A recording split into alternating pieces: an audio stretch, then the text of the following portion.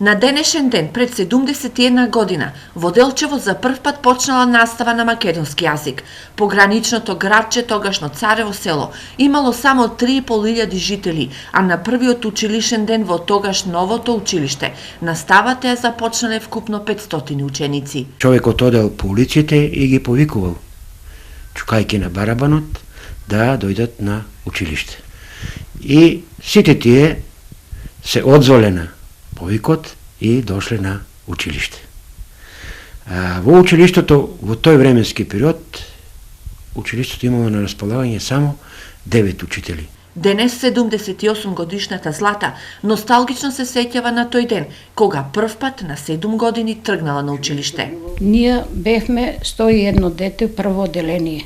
Од целата Делчевска, тогашно Царево село, околија дојдоа ученици, веćinom беа муслимани, турци.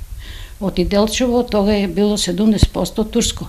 И седехме во клупите 3 турчинки, една православна. Злата се сеќава дека сите деца со радост оделе на училиште. Ние имахме многу голема радост за да си почнеме на наш македонски чист јазик да си пишуваме и да си учиме.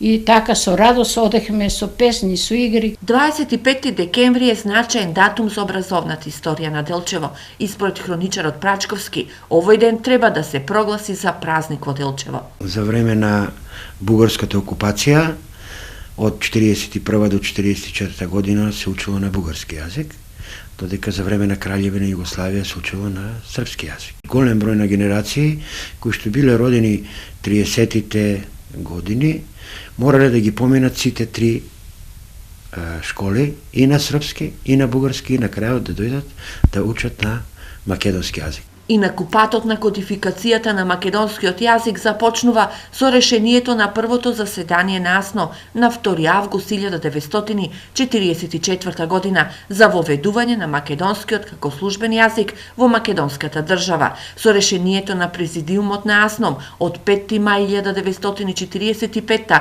за македонската азбука и со официјалното усвојување на македонскиот правопис на 7 јуни 1945 година.